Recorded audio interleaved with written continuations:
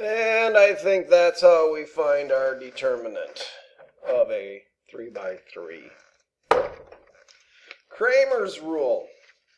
Now, if I recall, Cramer's rule is if you have a matrix 3 by 3, well, 3 by 4, because, let's make it 1, 2, 3, 4, 5, 6, 7, 8, 9, A, B, C, whatever.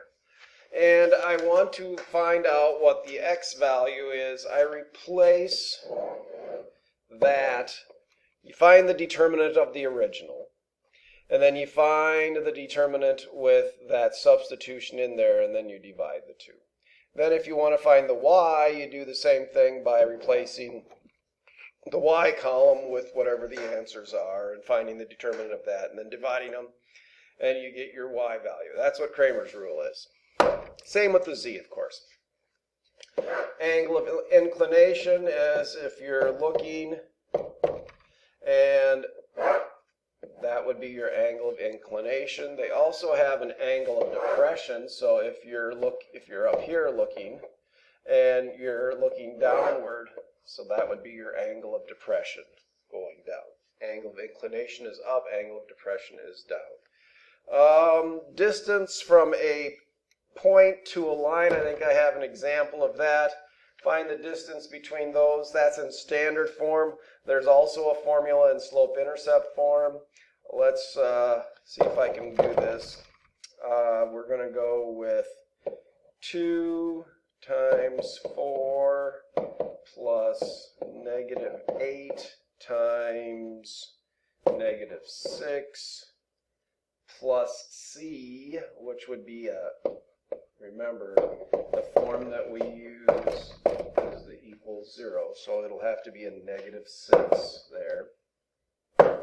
Absolute value of that party divided by the 2 squared plus negative 8 squared. And I don't know if I want to solve this or not, but I'm going to, I guess.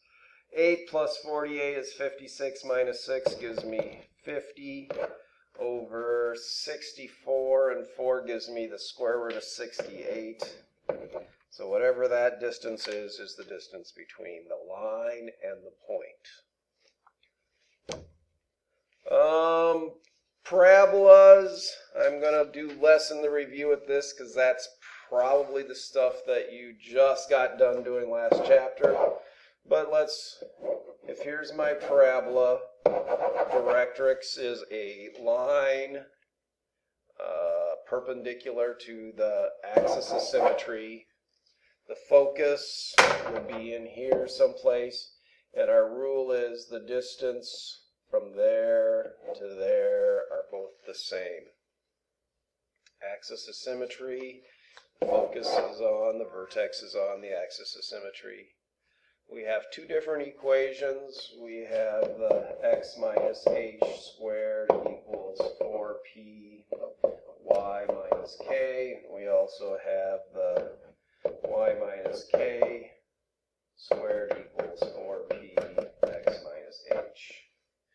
One's for the up and down, that one's for the up and down, and that one's for the ones that open sideways. Okay. Chord, focal width. Focal width is a line through the sides, find the length. Ellipses, we have a center of an ellipse.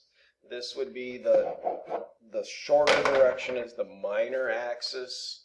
The longer is the major axis.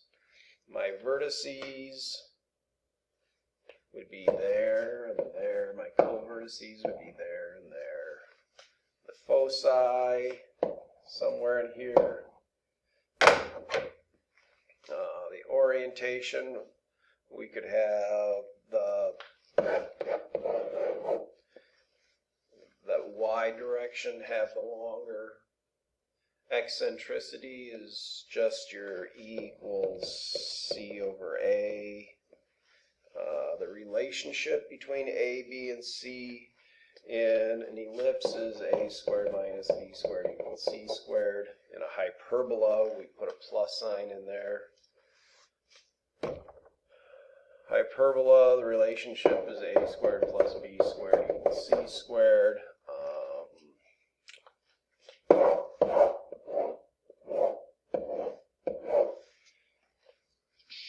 We have both orientations, both eccentricity is the same, and blah, blah, blah. I think we just got done doing that, so I'm not going to spend any time on that because we just did it. And that's our review. Come with questions if you have them. I know I went real quickly over the conics, but we just got done doing conics, so there wouldn't be as many questions on that as the other stuff. And we will see you all on Thursday. Have a great